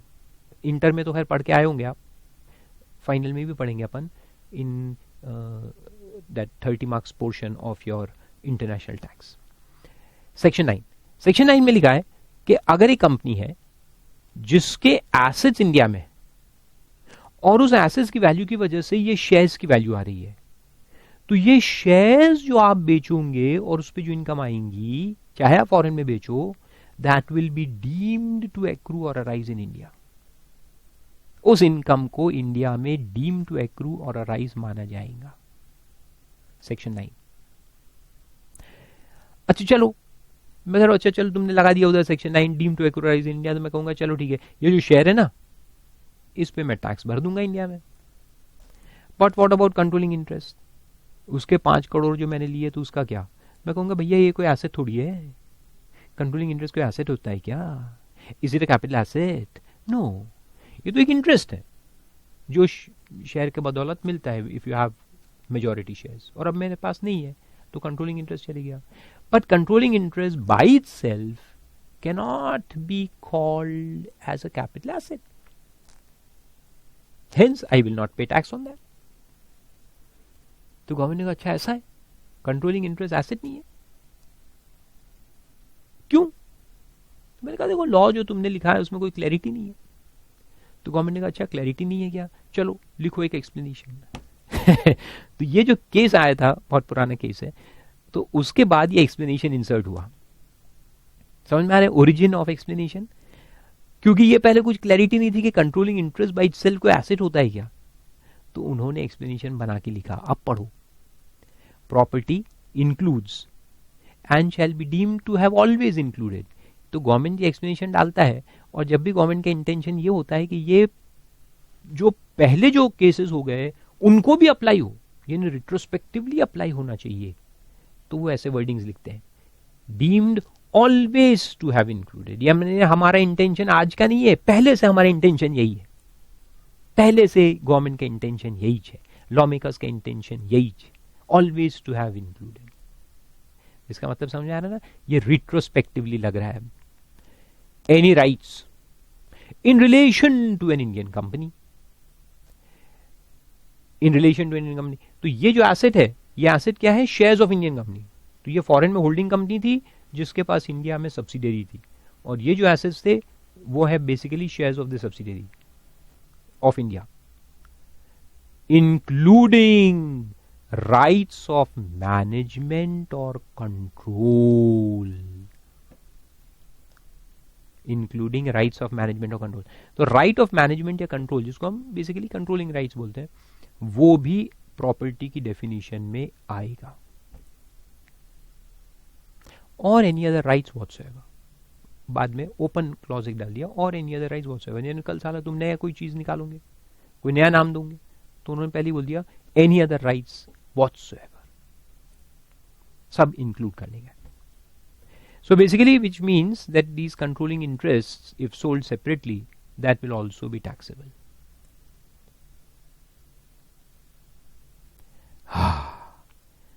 और फिर उसके कुछ एग्जांपल्स दिए हैं वहां लास्ट में, तो देख लेते हैं, and then we'll close this lecture and then see transfer definition in the next lecture. देखो एक पॉइंट है, थ्रोन, तख्त made of gold and diamonds also, diamond ruby लग गए तो क्या बन जाएगा, capital asset, because it is jewellery. Gold watch, gold की घड़ी, no. Gold pen, mobile phone, these are not capital asset even if they are made of gold. अगर ये भी गोल्ड का भी मोबाइल फोन है तो भी ये क्या है, सब पर्सनल इफेक्ट्स है, they are for personal use ना, and they are not ornaments, they are not ornaments, hence not jewelry, jewellery नहीं है। जैसे मैंने स्पेक्स का एग्जांपल दिया था ना, वैसे ही वॉच भी हो सकता है, वॉच ऑर्नामेंट है क्या कोई, नहीं। पेन ऑर्नामेंट है क्या, नहीं। फोन ऑर्नामेंट है क्या, नहीं। और वो पर्सनल यूज के लिए है, तो वो पर्सनल इफेक्ट्स है, hence they are not capital assets. Then house is a capital asset. House cannot be personal effect. Shirt of Salman Khan personal effect है, इसलिए कैपिटल एसेट नहीं है। Shirt with diamond buttons is a capital asset because it will become jewellery. BMW bike क्यों jewellery बन जाएगा, क्योंकि उसमें diamond लगा है ना, डायमंड क्लॉज बी में आता है, डायमंड लग गया तो वो ज्वेलरी बन गई। Then BMW bike use by brother dependent is not a capital asset, it's a personal effect. Painting is a capital asset.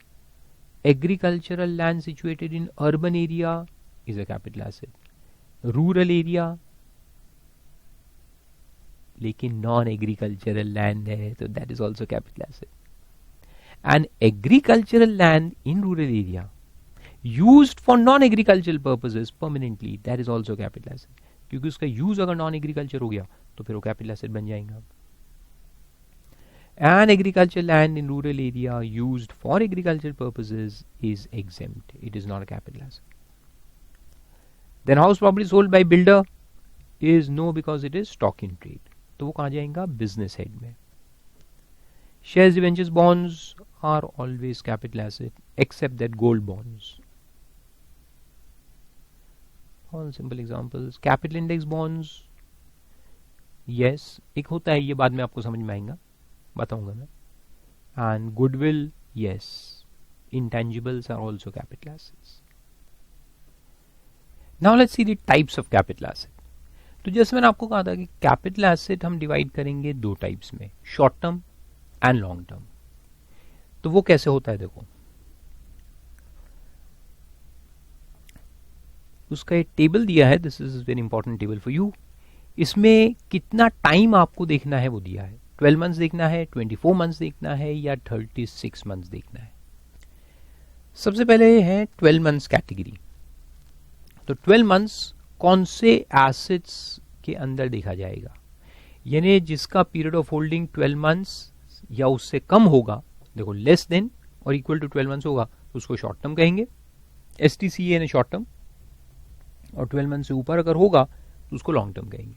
Okay, तो लेट्स सी, इसमें आते हैं सिक्योरिटीज,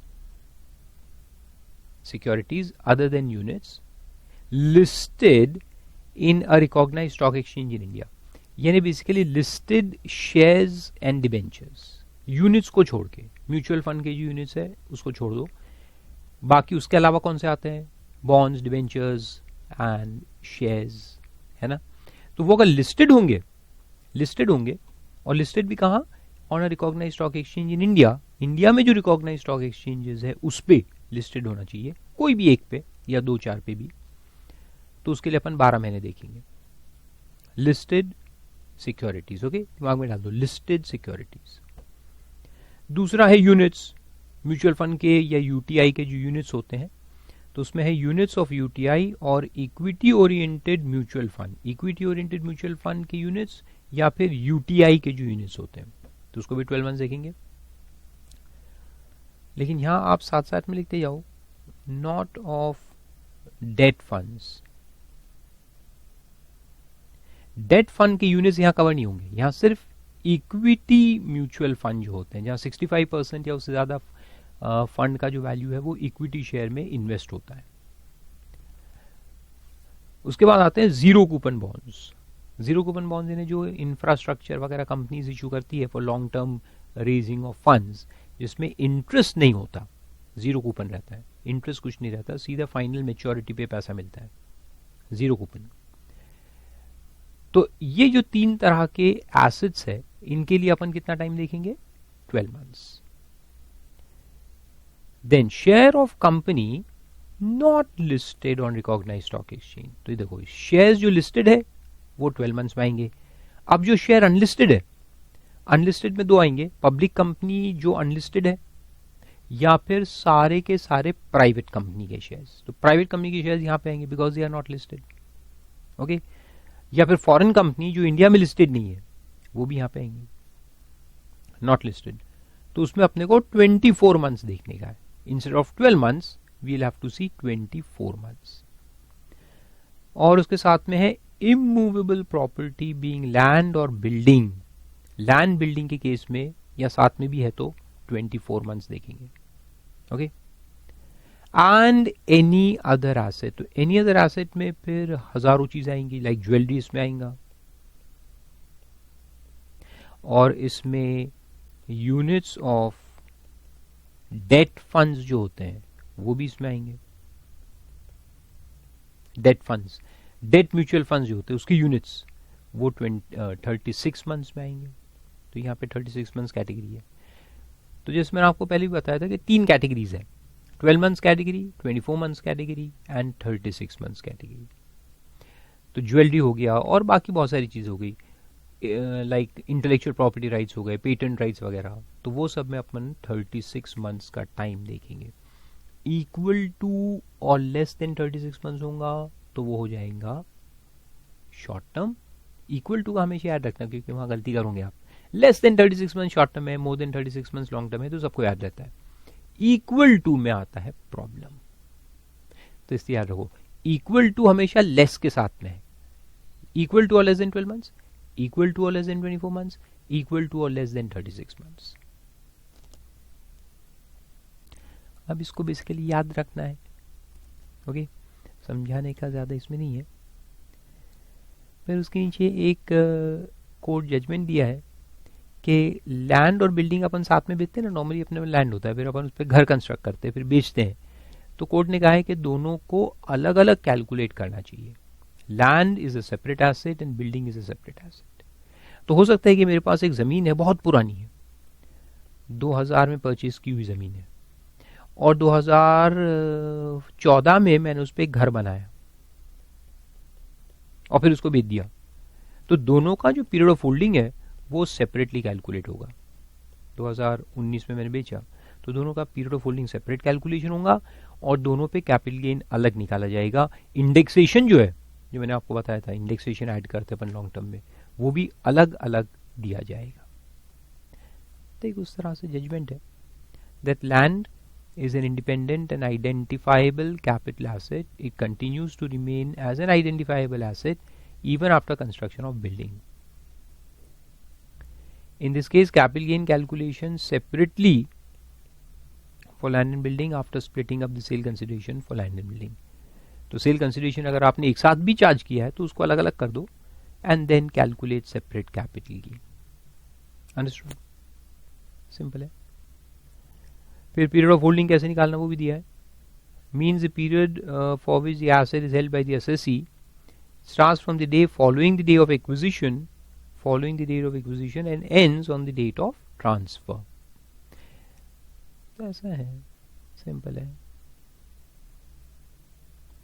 और उसके नीचे एग्जांपल्स भी दिए देखो. Security listed on stock exchange होगा तो 12 मंथ्स देखेंगे. फिर अनलिस्टेड जो है उसमें शेयर्स है तो 24 मंथ्स देखेंगे. और बाकी को अनलिस्टेड है जैसे डिबेंचर्स बॉन्ड्स इधर आ गए तो डिबेंचर्स बॉन्ड्स अगर अनलिस्टेड है तो उसमें 36 मंथ्स देखा जाएगा. याद रखो. शेयर्स में क्या है, शेयर्स में लिस्टेड है तो 12, अनलिस्टेड है तो 24. लेकिन बॉन्ड्स डिबेंचर्स में क्या होगा कि लिस्टेड है तो 12, अनलिस्टेड है तो 36. ओके. फिर यूनिट्स ऑफ यूटीआई में हमेशा 12 मंथ्स देखते हैं. Units of equity oriented mutual fund में 12 मंथ्स देखते हैं. नॉन इक्विटी फंड्स जो है जैसे डेट फंड्स वगैरह, डेट, फिर इसमें मनी मार्केट म्यूचुअल फंड भी होते हैं, बहुत तरह के होते हैं, लेकिन जो नॉन इक्विटी है बेसिकली तो उसमें 36 देखेंगे. जीरो कूपन बॉन्ड्स में 12 मंथ्स देखा जाता है. लैंड एंड बिल्डिंग में 24 मंथ्स. और उसके अलावा जो भी दूसरे एसेट्स है जिसमें ज्वेलरी आएगा एक्सेट्रा वो सब में 36 मंथ्स. सिंपल पॉइंट है. तो इस तरह से ये था तुम्हारा capital asset and the types of capital asset. Okay. अब अगले लेक्चर में अपन देखेंगे बहुत इंपॉर्टेंट डेफिनेशन और वो है ट्रांसफर की डेफिनेशन. क्योंकि ट्रांसफर वो ट्रिगर है जिससे कैपिटल गेन अराइज होता है. ट्रांसफर होगा तभी तो कैपिटल गेन आएगा. तो ट्रांसफर क्या होता है, उसमें क्या क्या चीजें आती है, ये अपन स्टडी करेंगे डिटेल में इन दी नेक्स्ट लेक्चर.